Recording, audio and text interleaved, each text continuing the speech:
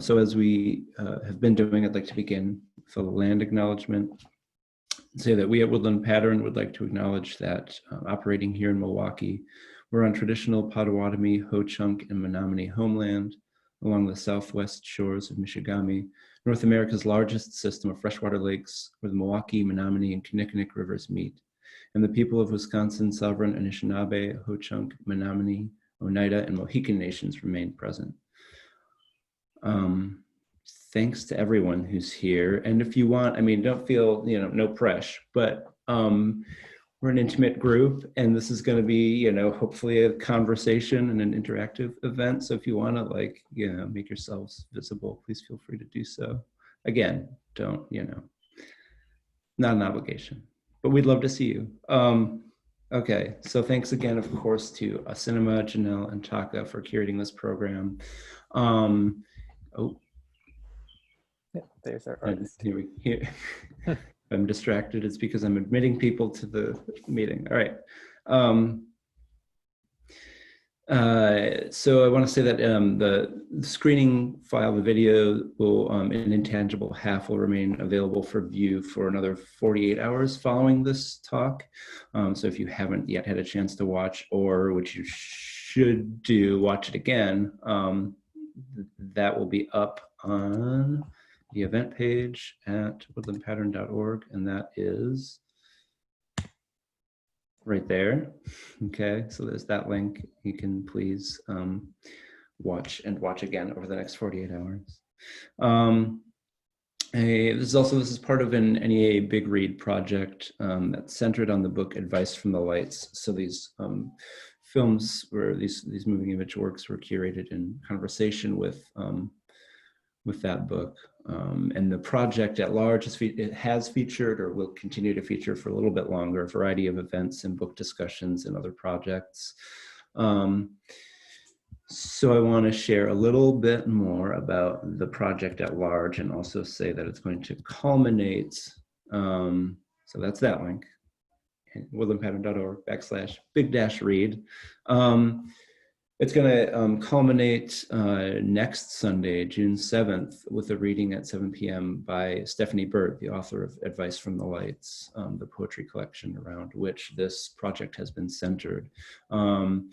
It's an amazing collection. Stephanie Burt, a wonderful poet, and I hope you can all join us for that again next Sunday at 7 p.m. Central Time.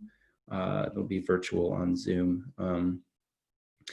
And we'll be followed by a Q&A. So I know many folks who've been following the project have been reading that book, joining discussions about the book, and so on. So come with your questions and thoughts too. And then I just want to thank our all of the Big Read partners. It's quite a list, but impossible. I mean, this has been actually in a really profound and deeply moving way, like collaborative project that would have been impossible without all of these organizations. I'm just going to name the organizations. If I start getting into the individuals, I don't know, we might be here too long. But so aCinema, of course, our library partner, Milwaukee Public Library, Bear Creative, The Bindery, Forge, Linden Sculpture Garden, Milwaukee LGBT Community Center, Milwaukee Pride, Milwaukee Queer Writing Project, Milwaukee Zine Fest, The Retreat, and a group of students from the UW Milwaukee Creative Writing and English graduate program.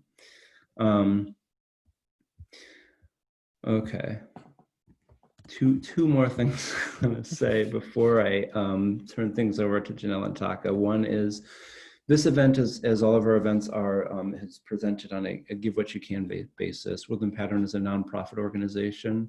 I've just shared a link that if you're in a position to do so, to donate to Woodland Pattern, we greatly appreciate that. But more than anything, just thank you for being here. And then I finally do want to say, with regard to the Big Read project, that we do have books available. So part of the NEA Big Read project, generally part of NEA Big Read projects, and this one in particular is no different, is to provide copies of whatever book is being sort of focused on for free largely this is for Milwaukee, folks in the Milwaukee area, but anyway, I've shared with you, the last thing I shared and will share is information for Peter Brzezinski, our book center manager. His email address, peterb@woodlandpattern.org. We still have copies of Advice from the Lights available to just give away. So would love to share those with you if you want to be in touch about, we have contactless pickup hours if you're in the Milwaukee area, or could mail them if you don't feel like coming out to Woodland Pattern. Okay, and finally, to let you all know that this event is being recorded so that you can do with that information what you will. All right, so now I'm going to turn things over to Janelle Vanderkelen, Takahiro Suzuki. Janelle and Taka will talk a bit more about the films, the curation, and all the rest of it. So Janelle and Taka, thank you for this. It's wonderful. The floor is yours. Thanks, Mike. Yeah, so my name is Taka Suzuki, and Janelle Vanderkelen. We make up the collaborative duo of aCinema, and we want to thank you, Mike, Jenny, and Laura, everyone at Woodland Pattern for being our partners and being a part or allowing us to be a part of this NEA Big Read event with the screening. And it's wonderful and it's a strange, almost blessing in disguise to be able to share the program virtually, because it allowed so many people not in the Milwaukee community to also engage with the program. So in a weird way, we've been able to have this program shared with friends of artists in Belgium and across the US. So it's been an interesting, experience. We're sad that we can't be having this in the physical space of the Oriental Theater, but yeah. And then I think the way that we'll start our discussion is, I guess, Janelle, if you want to start by reading the poem After Climacus, which is where the title for our program came from.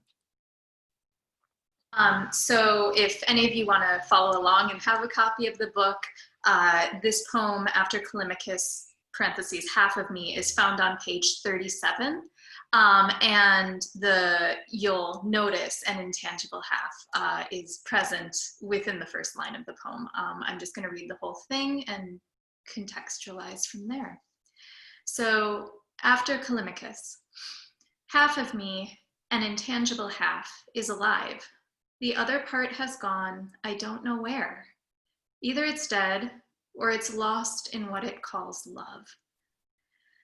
Actually, it's a flighty tween, delighted by jelly shoes. Keep your eyes on the printed page, stop playing with your hair. I tell her, and put down your portable screen. No use. I'm supposed to profess that maturity is a gift, but I don't believe it, or else I don't care. I amble the library stacks and get lost in YA. I want to go home, paint my nails until they iridesce, clamp on my headphones and pray to Taylor Swift.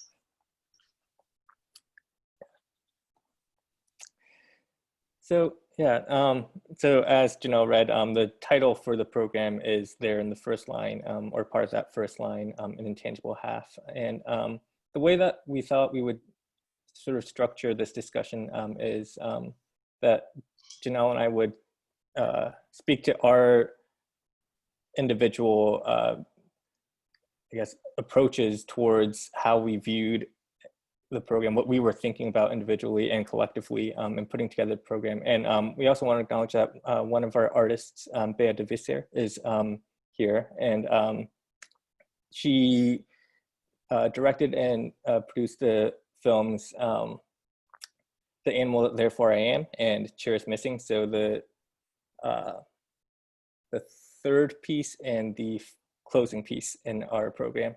So after Janelle and I discuss and share our thoughts on what we were thinking about in putting together the program, we'll have a quick Q&A with Bea. Hi. And then we'll open up the floor to any additional questions or comments about her films or about our curatorial process. So. So while preparing for this program and reading through this fantastic grouping of poetry by Stephanie Burt, Advice from the Lights, I was struck by two things in particular that created thematic groupings from which I approached finding works, choosing works, and then working with Taka to organize them.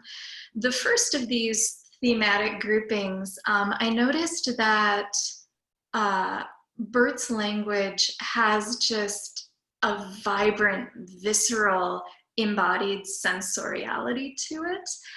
What I mean by this is there's a constant appeal to taste, to scent. All of the five senses are engaged. And as we were looking for works, one of the things that was important to me was cinema that was very haptic, that did appeal to the tactile, either through very active sonic scapes or through highly textured images. The other thing that I noticed about Burt's work that kind of guided how I thought about programming an intangible half was the fact that as Burt engages memory and thinks about identity formation, Burt often questions or troubles the idea of how humans relate to relationship making. And within their poetry, Burt focuses very often on the non-human. We have poems about black flashlights that do stand in as a metaphor for the human, but also are allowed to function as just this odd agent out in the world. And the animal and the non-human are given the same value as the human within these poems. So those were kind of the two camps, the idea of the haptic, the tangible or intangible, and then what remains between beings as we try to relate. As we start out with the program, Millie Cope's Escape Route and Martha Peters' two works, Quasi-Solipsistic and Found Footage, as well as Emma Kate Guimond's Greatness, these were works that I felt used performance in front of the camera to activate the tactile and the sensorial in really fantastic ways. And then Bea's work, I was amazed by the relationships that happened between the human and the non-human. In The Animal That Therefore I Am, I was very much drawn to the human-animal relationship that was occurring and the questions that arise from that relationship within the room. And then I was very interested in Chairs Missing about how this atmospheric space of the pool became an agential actor as well. So those were two ways that I thought about these works, and I think they're present in all of them, the haptic and the non-human. Taka, we work in tandem when curating these things, and we both bring different things to the fore. So what were you thinking about while we were working on curating this program? Yeah, so for me, when I thought about the intangible half and reading through Burt's poetry, for me, by trade and with my background, I come from a still analog photography background as well. So for me, when I was thinking about the intangible half and the themes present in the book, I was thinking about the notion of the latent image in photography, which is the image that's exposed on film but not yet developed. And for me, I was thinking about that sort of being the intangible half, because it's a body, and I'm saying body in reference to the frame, that's present and exists fully, but is not yet manifest as a tangible object in a print. So for me, I was thinking about the notion, and that sort of relates to a dated but somewhat still present Japanese or Buddhist philosophy about the true self versus the social self, what we allow ourselves or what we allow people to see in public versus the true self that's that we really are. So I think in that way, I thought about the notion of the intangible half or the latent image and sort of the power dynamic of the latent image versus the print or the tangible object, and how the latent image might actually be the one that has more presence or more power in terms of its being. So I'm thinking about that in relation to the poems, and working through the program with works like The Animal That Therefore I Am. I was thinking about the themes that occur in Burt's poem, which seem to be sometimes the notion of ignoring versus the act of observed ignorance. And you know, humans by nature, we sort of try to ignore the fact that we are part of an animal family, but animals have this sort of distinct advantage or hold power over humans by observing that sort of ignorance of being, or they're already aware of their animal being. And in Cheers Missing, I was watching that and thinking about also Roland Barthes' idea of how a photograph is always a capturing or representation of death because that particular moment no longer exists in time. So as we watch this man continually walk around and encounter these traces of other humans in space, I was thinking about the poetry and how we encounter these year poems and these different iterations of Stephanie's in the work, and those years and those times of being are no longer present, or that I thought of that as latency, but we observe them through the representations in writing or in print. So that's what I was sort of thinking about. And then with greatness, thinking about the power of the latent image versus the print, and the intangible versus the tangible. And greatness, it's sort of the interaction of bodies. The artist mentions that she has a fondness towards the grapefruit keeps returning to the grapefruit as this object of fascination, and also describes that she heard that a grapefruit is a psychological fruit. So it's sort of this interaction between this internal body or the psychological body versus the physical body, and these two bodies pressing against one another, and the reaction of the internal with the external self. And with found footage and quasi-solipsistic, which are the two pieces by Mark Peters, I was thinking about, the idea of folding and collapsing existence back towards an understanding of form. So the idea of trying to take what exists as sort of this manifest print and trying to fold that back towards latency or try to reconnect with a previous form. So in found footage, it's the idea of working with these images that are already out there, these images that already exist. Granted, they're moving images, but the notion of working with this print or manifest image and then using that again as source material, or trying to bring that back to that sort of latent image or undeveloped or unprocessed image, and then reworking that through the editing process. And then with quasi-solipsistic, sort of the ideas of, folding over is present in the sort of the imagery with the covering of a shower curtain, or covering the body with the shower curtain, the notion of stamping over and over again on the wall, and the frame within a frame. So this idea of folding over. And then with the idea of folding over, to the piece that opens the program, Escape Route, the notion of self-portraiture is as a performance or attempt to control identity with latency.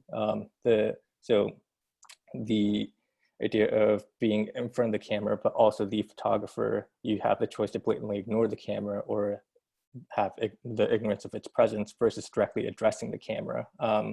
And the notion of an escape route as it relates to a latent image or as a body or sentient being is sort of when the image becomes manifest or a physical tangible object to be viewed and judged, or something to be in companionship with society. It becomes sort of an escape from the boredom or loneliness of this sort of like solipsism of sort of constantly thinking about I am performing for the camera while also being the camera. So yeah. Sorry, that was a long explanation there. No, not at all. So at this point, I think, Bea, if you would like, we have a few questions for you, if that's okay. And I think I'll start out and we'll kind of take turns. And then after we have a little bit of time to talk one-on-one with you, we will open up the room, as Taka mentioned, perhaps for questions from the audience.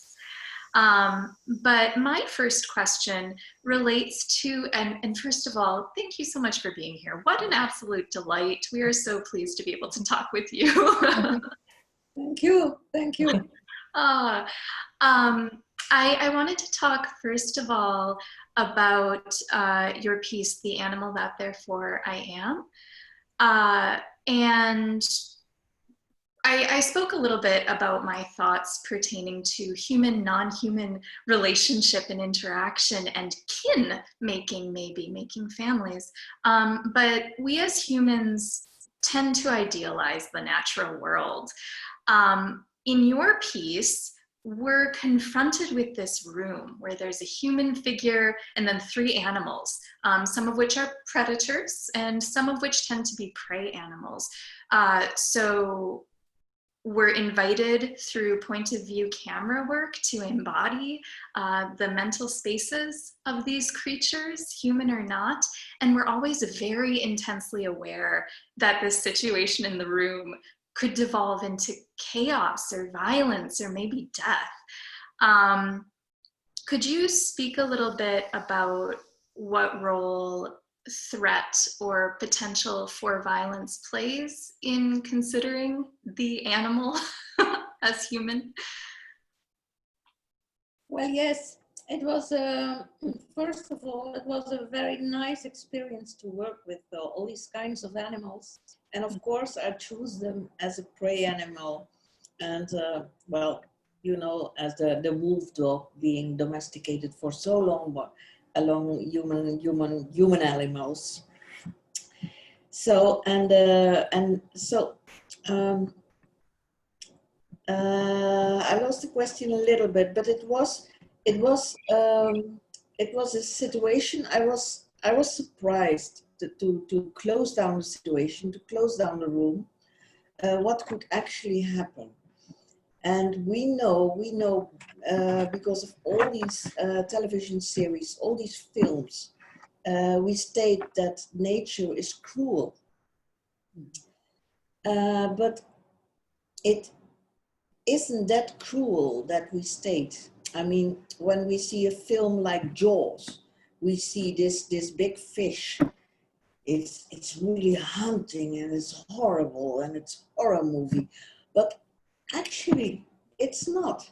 This big fish, which it's not really that cruel and will not harm us anyhow.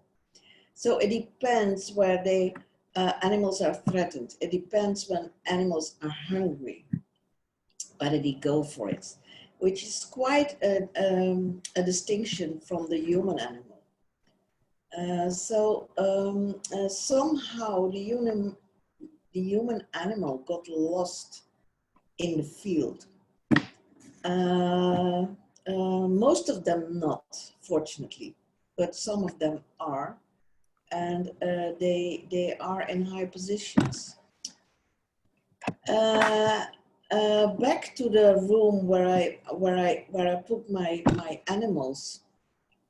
Of course, we thought the wolf dog would go for the eagle, the eagle would go for the rabbit.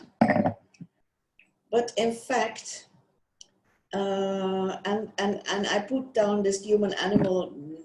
She could handle all the animals and just got rid of them just in time to save their lives. But nothing at all happened.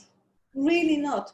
I must tell you, I trained with these animals for a few months, so I knew exactly what they were going to do in their movements. I knew exactly what was going to happen. But on the other way, they were completely free on the set. And then, as soon as the woman appears at the set with this bald eagle, left arm, always left arm. The other animals were really watching. They took really notice of this, what was going to happen.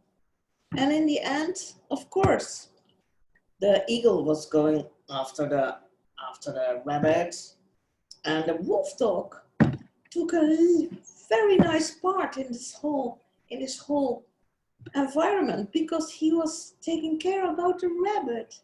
How sweet! He was taking care about the rabbit. And the eagle, he was really watching the woman, the human animal. And when she put out this communication with the frequencies on the guitar, he was really watching her. And then they all lost interest in this human animal. She didn't count anymore. It was the three of them. They had fun. Of course, they were a little bit hunting after each other, but the human animal, she wasn't there anymore. So the conclusion of this film was even more showing by experience that we don't need this priority position.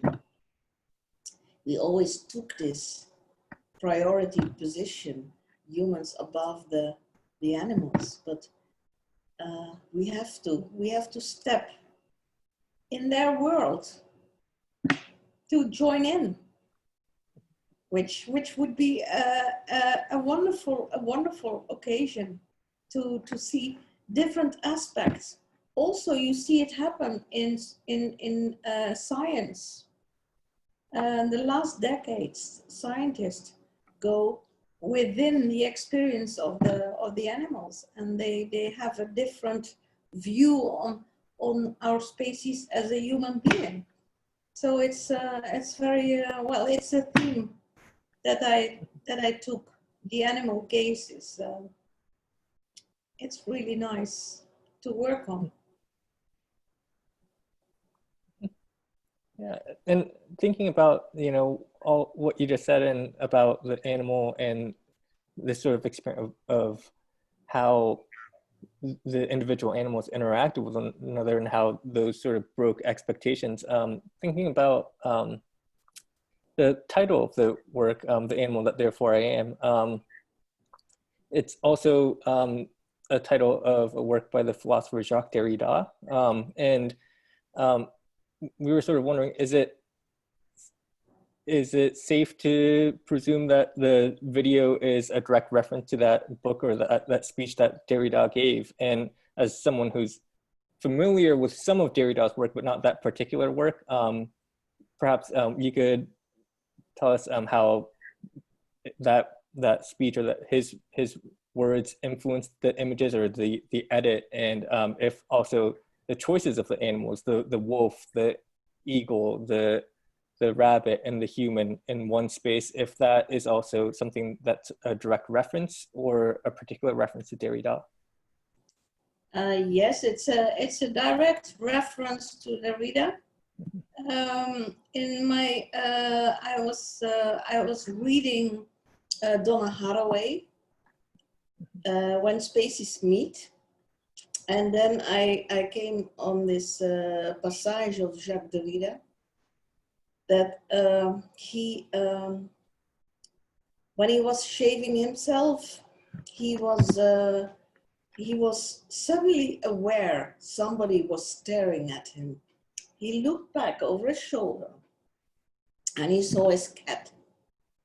His cat was watching him. But the thing is that he didn't see a cat, he saw a person. And from that moment on, he decided to have this series of lectures at the Sorbonne in Paris. I think it were about 10 lectures about animal persons, animal and the otherness, terms of otherness, that other views, other perspectives, and he was one of the first philosophers who was aware of the animal gaze, the importance of having this other perspective than the human perspective, which I think was very important. And he was, yes, in that way, he was a direct link. And I took actually this series of lectures was with the same title, The Animal That Therefore I Am. L'animal que donc je suis, en France. Excellent. I'm so glad that you mentioned Donna Haraway in relation to this work and to Derrida. That's so interesting. Because of Haraway and the title that you gave the piece, I was thinking a lot about interspecies communication and signaling. And you mentioned the electric guitar and the tones that were made. Can you talk a little bit about that choice or that gesture in relation to communication? Yes, it's nice question. I mean, of course, the animal were speaking on their own terms. I mean, the wolf was, the rabbit was making noises and patting his, stamping on the ground, you know, and the eagle, well, you know, is shouting. So the human animal, she has a talk, but well, it was a bit strange to give her language, just in the image. I mean, the voiceover is her language, but it's a voiceover. But to give her language to the animals would become a bit strange, because then we would think that she would steer the animals or whatever, or it would be over poetic. The animals didn't know what the hell she was talking about. So I thought, what is the communication with for instance, me and an animal, and even with a little child. When you go to little child, you go to resonance on a level of harmony, on a level of tone, on a level of irritation, on a level of, well, this is more important than words. Words are signals, interspecies, well, signals in the same group of species. But when you go, for instance, to a horse, or when you go to talk to your cat, or when you talk to your dog, you go on your leveling. And this is what real communication is. When I go to a country where I don't speak the language, I try to listen to the tone, I try to listen to the melody, and I try to catch up their expressions. So that made me think of, okay, we need tones, we need frequencies, we need irritations, we need to tune up. And then I must confess, I come from the music field, electroacoustic sound. I was on the conservatory, and I was in bands playing, and my cameraman had a wonderful Gibson Les Paul from the old days. And so this was my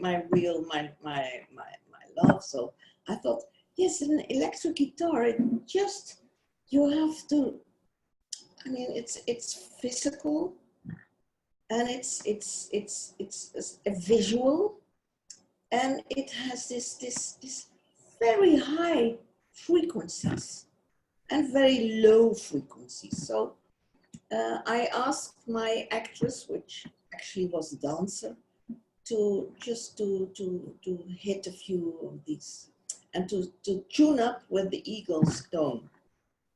Of course, the eagle was better, I must confess.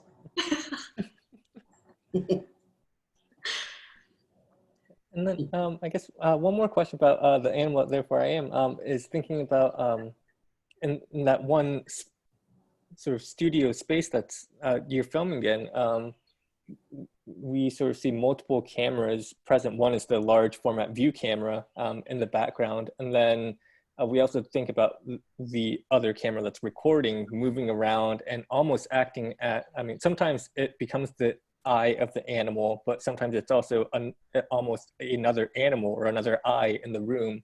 And that made me think about all of these advances in imaging technology and cameras, and thinking about whether or not it might be time to start thinking about the eye of the camera as also entering this realm of the animal. Or do you see that a key difference between a camera being or entering that conversation of potentially being another animal? Well, I played with, I would have given all animals their own lens. But in the end, so there are five main perspectives in the film, which is of the rabbit, the eagle, the woman, the wolf dog, and the public. So the human animal on the distance outside the screen. But in the end, it was, I needed a lot of after effects to make the distinction more obvious. And then I got to this problem that we have to send the signals back to the human eye. So I had to translate everything that I studied from an eagle eye back to the analog eye of the human, because we are the observers. So we cannot see what an eagle sees. So I had to go into the brain of the eagle and to translate it to the human eye, which was, I must confess, a bit fake. But what could I do? I mean, this horrible animal, this eagle, can see something on a distance of 3 kilometers. I mean, how can I translate it to the human eye? This was a real big problem. Of course, the dog was a bit easier. It cannot see even red, but it eats blood all the time. I don't understand why, but scientists tell me that. So that was a bit easier, but then this rabbit with this eye here, it sees a lot of things. How to translate to the eyes of the human? I mean, we are so limited in a way. So this is why in a scientific way I failed in this film. In a poetic way, I think it can open up ways of the scope, how we can perceive the world. There are so much prisms through which we can observe the world. So in that way, I gave a gesture. And I'm happy that I'm not a scientist, because when I was a scientist, I was completely out. Wow, so many prisms that you're looking through, that of a scientist, of a musician, of a filmmaker, and many others that I don't even know. So fantastic. I wanted to turn attention to Chairs Missing, which is an equally poetic piece that deals with, or I was very conscious of the structure of the piece in Chairs Missing. We do follow this solitary man through the walk of the pool space, but our attention is constantly veering off to something else, right? And a lot of the action occurs off camera, which you note in the synopsis. Other language that you mentioned in the synopsis that I found absolutely intriguing, you stated that the film was without plot. So that made me very curious. What are your thoughts on narrative, or how do you relate to and maybe subvert narrative expectation in your works? Yeah, I love telling stories, but I love teasing the traditional narrative. I mean, as a human, in the human brain, we work with a beginning, middle, and an end, which is, I can't find the English word for it, but it's something happens and then the result, and reaction, action, reaction. That's how our brain works. And that's, of course, how film narrative works. It's also a play with expectation of the onlooker. But of course, Hollywood made a very, very, very brave thing for all these kind of things. But then I was also in music, and if we go into harmony all this long, it would be very boring, because there were wonderful pieces already made. So it's just a way of how to restructure a narrative, which I think is very interesting. And it started already with T.S. Eliot, as you know, The Wasteland, which is very, it's just a copy paste, and then hoping that in between the lines there is a kind of expression, a kind of thought, a kind of subtext. So in the subtext, it's really interesting. But when you Chairs Missing, coming back to Chairs Missing, I was very interested in how you can make a narrative and just cut out the things which are really happening. So the real plot. So you leave it into the brain of the onlooker, the plot. And it was really like a thing. It was like conditional design, really, this narrative. Like we went with the camera with this man. This man was going somewhere. It was the spirit of the pool, or whatever you might make of this man. And we went with this man, and there was something happening out of screen. And we know that something happened because he entered the room. He was meeting these people, and then we were watching him leaving, and then the camera went back to the place where things were happening just after. So we never focus what really happened, but it's in our imagination. And somehow I thought about the Elephant of Gus Van Sant, this film. I don't know. You know that. Yeah. So it's going following these people. This shootout in a school, in a high school. You follow somebody, but you never really see. He goes around the corner, but you never really see what's happening. and then you follow him again, and then another corner.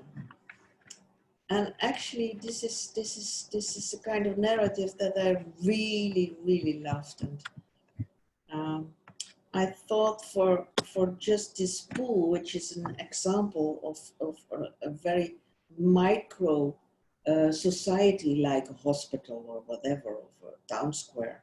It's a micro society where people meet, but in the end, where you cut out all the meetings, it becomes a strange place of imagination, a place of horror even.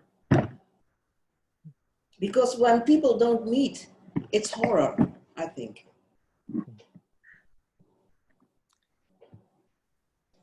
I think with all of that, and thinking about also your background in music, and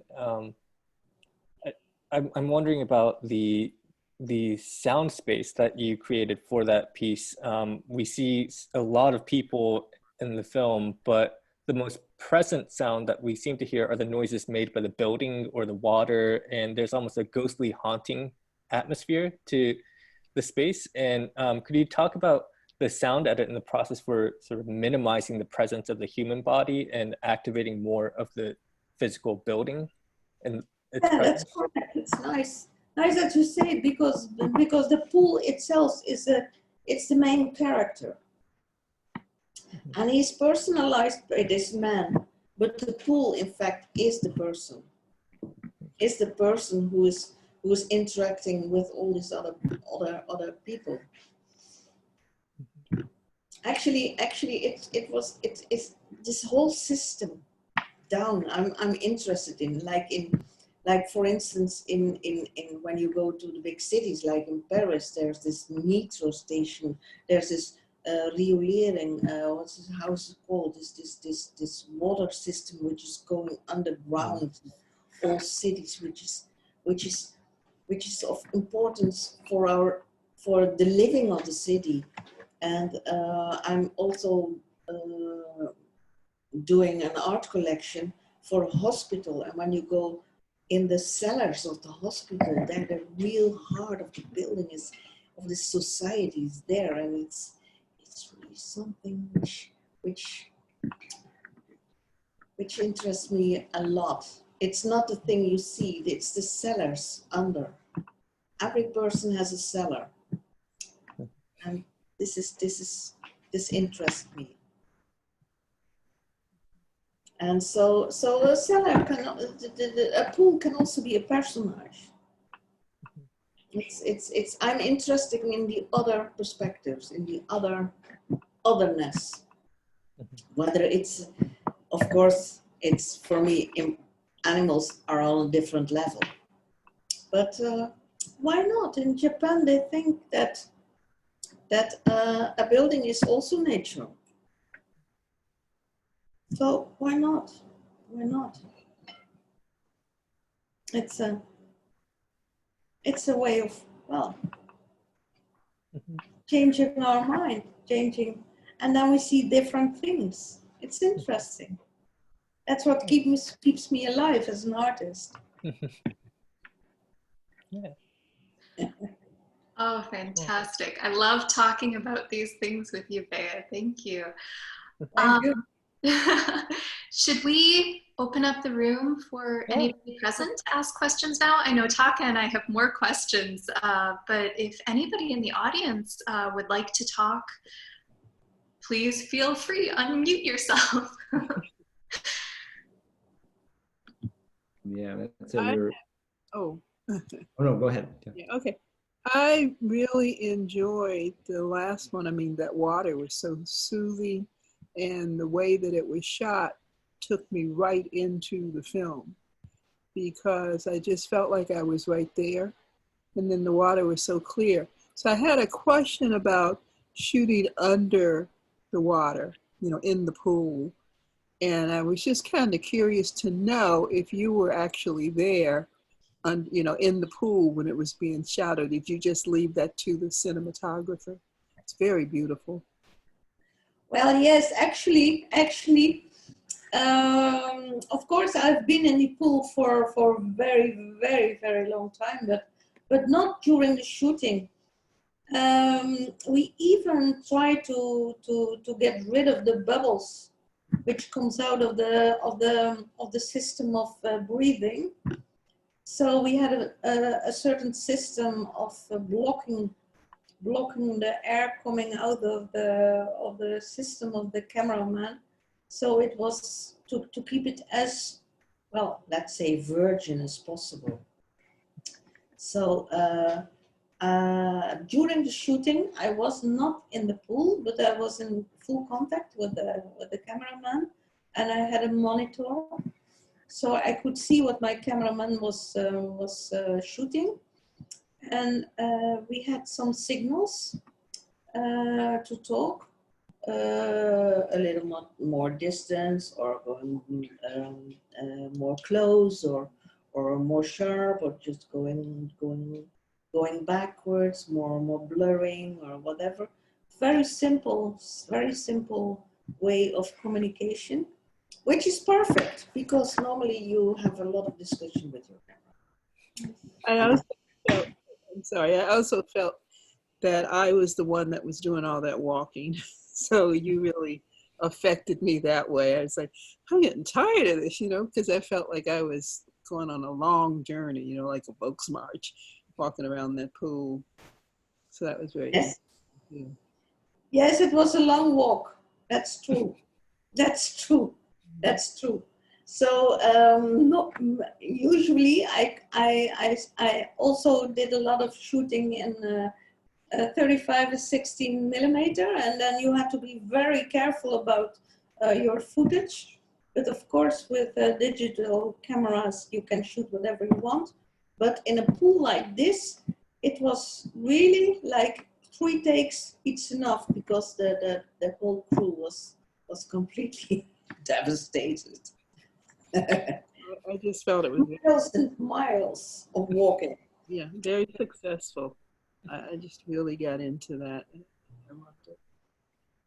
So I just have one other question. The chat's disabled, and I had a comment I wanted to put in the chat. So are you going to leave that disabled? The chat is disabled? No, to write. Oh, okay, never mind. They took care of it. Okay. Yeah. Yeah, I just had a question I wanted to address, and I don't need to talk to everybody. I can just, but that's fine. Thank you. Anyway, thank you very much for filling me in, and thank you for the film. Thank you. Thank you. Glad you enjoyed it. Yeah. Are there any other questions?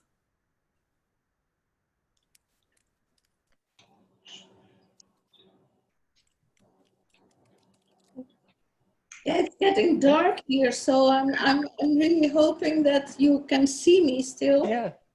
I mean, with us it's about 10 o'clock, so it's getting darker and darker here. I'm sorry. Oh, no. No. We thank you so much for being with us on a late evening. That time difference is pretty vast. It's nice, is it? It's nice that we can talk. Yeah. So now it's okay.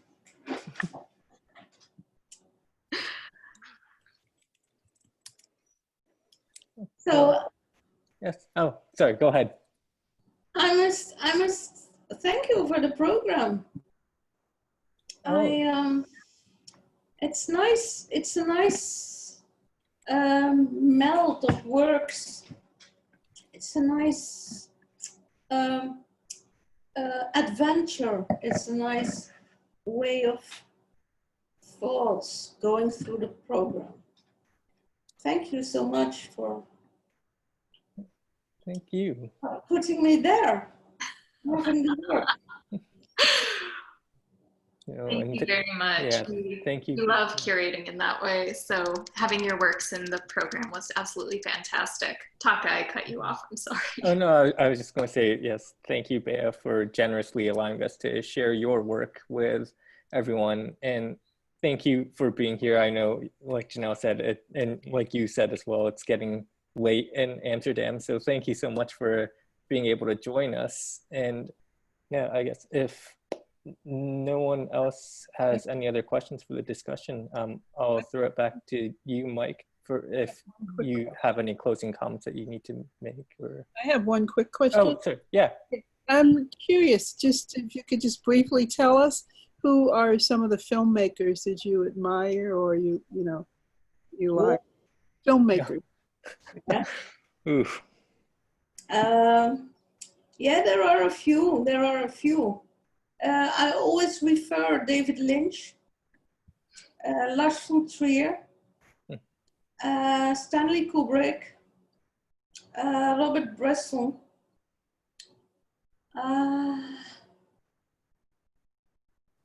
Yeah, well, there are so many. Roy Anderson in a completely different way, and it's always referring to a few scenes, not the whole oeuvre. But Ruben Östlund. Oh my God, there are so many. There are so many wonderful filmmakers. But I think David Lynch was the big man for me, because I came from visual arts, then from music, I came from dance, and then David Lynch is the kind of person, he comes from everywhere, from outer space, and he's just making films like the way we talk. And he's just open-minded, and everything is possible. And he's just telling. He is just into narratives in a surreal, personal way, which I love a lot. So David Lynch, yeah, I go for David Lynch. Thank you. Thank you. Yeah. Well, thanks everyone so much. And yeah, please note okay, and you saw the chat. Okay, I see this is going back and forth. But yeah, just to reiterate, I mean, seeing your chat about how to get a copy of the book, yeah, Peter Brzezinski, our book center manager, Peter B at woodlandpattern.org, it's in the chat there, would be a way to go about getting a copy of Advice from the Lights and to read along with us. So thanks everyone so much. This has really been wonderful. Bea, thank you. Janelle and Taka, what an amazing program. And I hope you'll join us next Sunday, 7 p.m. on Zoom for Stephanie Burt's reading from Advice from the Lights and other works. But that'll be sort of the keynote culminating event of this project. Hope to see you there, and enjoy the rest of your day or night or whatever time it is, wherever you are. Bye. Thank you. Thank you, Bea. Thank you, everyone. Thank you so much, Bea. Thanks all for being present. Thank you.